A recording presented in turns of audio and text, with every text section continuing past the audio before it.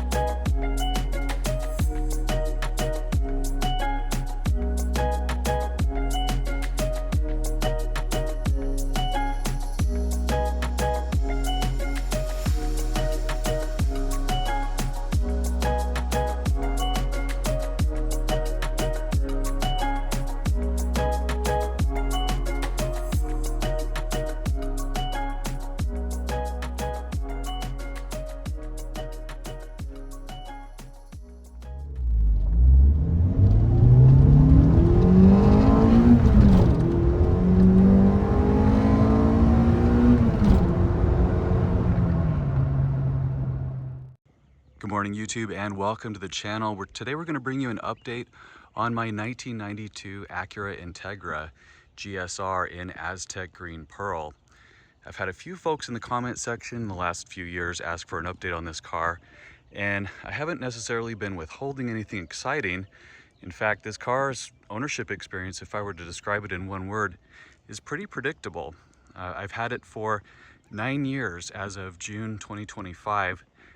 And it's got a 254,700 miles on it. That means that my ownership now spans about 20,000 miles only over those 9 years. The car came from the Seattle area from my friend Lance back in 2016.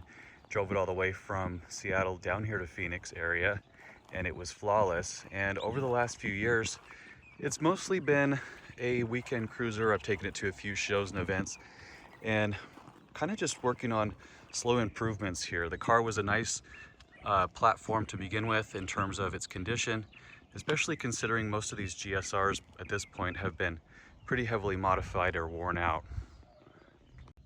Everybody's favorite feature here, the mouse track automatic seatbelts. Of course, those who are around back in that era remember you do have to do the lap belt portion manually down here to have a full coverage there. Now, the most exciting thing that's happened with this car in the last several years was my TV appearance with Jay Leno. His signature is there on the glove box door. And here's a picture from February of 2022 when Jay and I were in his studio or garage in Burbank. There was about a 7-minute segment on Jay Leno's Garage that aired on CNBC Season 7, Episode 6. If you have access to that, you could watch it. I do have a kind of bootleg version that I filmed with my phone. If anybody wants to check it out, I put it on Google Drive. But incredible experience to let Jay drive the car and sign it, along with his appraiser, Donald Osborne, who was also on the scene. They did, by the way, appraise the car, and a lot of people asked what the valuation came in at. Back in that day, their total number was 18,000, and I felt like that was a pretty strong number for a car with 250,000 miles on it. But they both agreed that it drove and ran exceptionally well considering all that.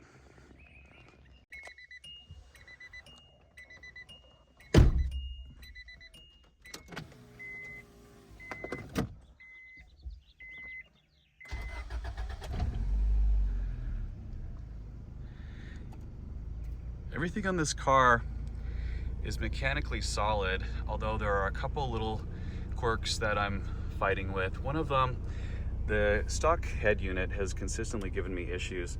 Right now it's not even powering up. I think what happened was I tried one time to put a cassette tape adapter in there and it got stuck, and when I retrieved it.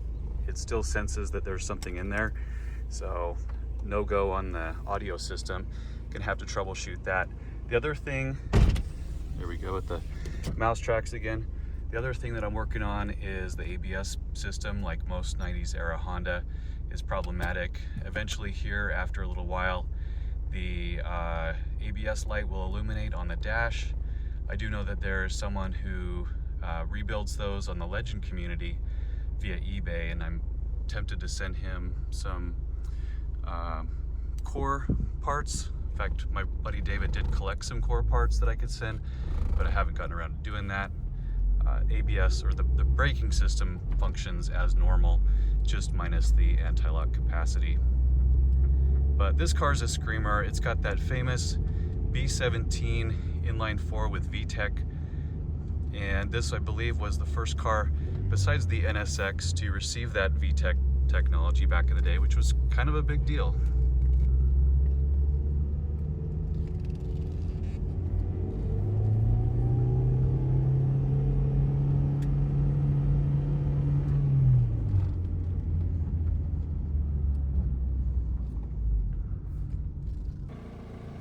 Looks like I've reached the end of the road up here at this community on the north side of Camelback Mountain, but it's a beautiful Saturday morning up here. A lot of people probably starting their hikes and things. And as I film this, it is Memorial Day weekend, so I'm sure a lot of the folks in this community, as well as yours, are out enjoying the long holiday weekend.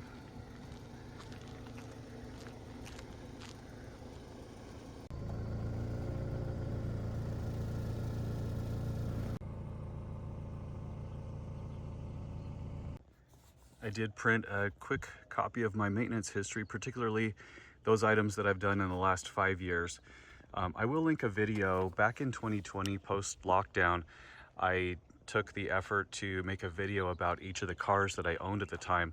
They're pretty comprehensive, and I'll not try and repeat a lot of what I said there, but it's hard to believe it's been 5 years now since that happened.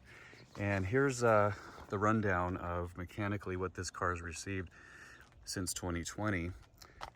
Oil and filter, a couple of batteries, a main relay, igniter and distributor rotor, removed the aftermarket alarm. I always hated that thing.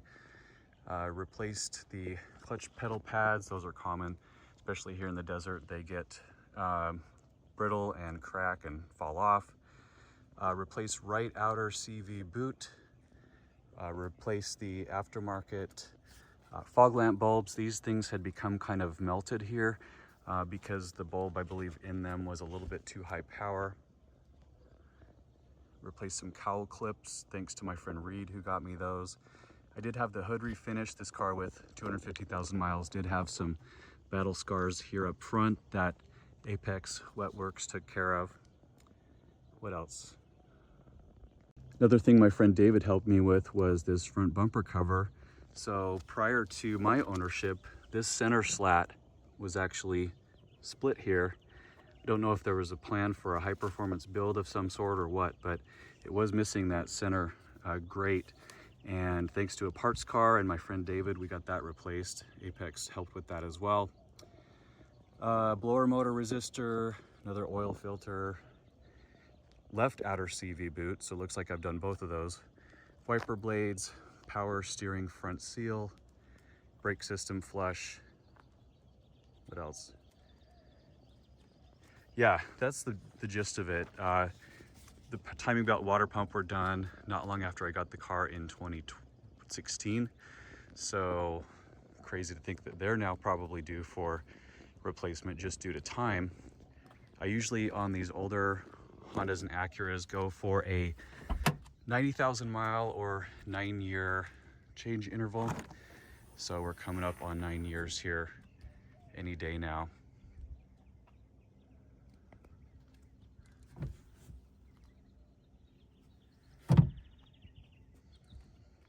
Pretty versatile little car. I've hauled quite a bit in this thing, and for being just a little 3-door hatchback, it's got, with the seats down especially, you've got a lot of carrying capacity here in the hatchback.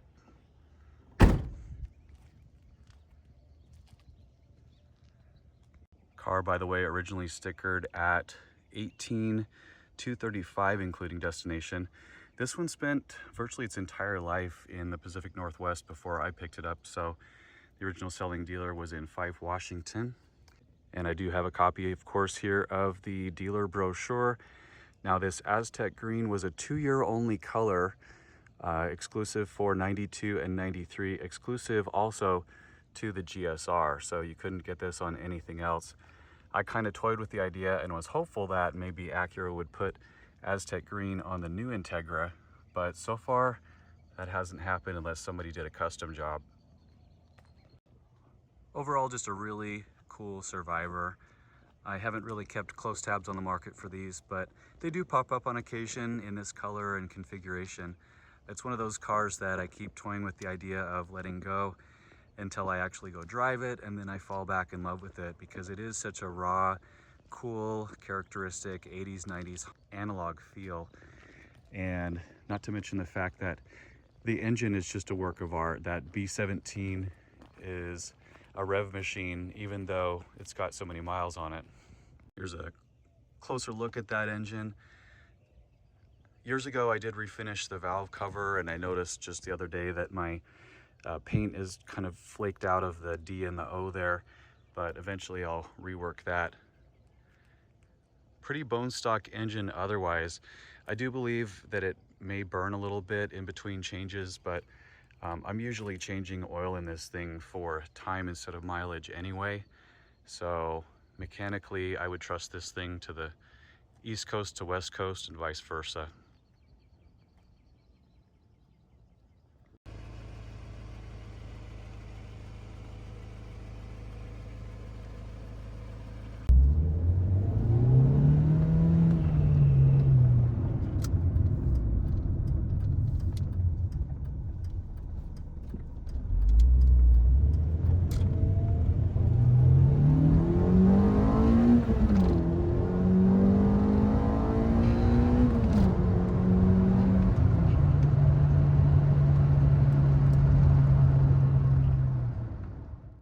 That's going to do it for today. So thanks for checking out the GS-R.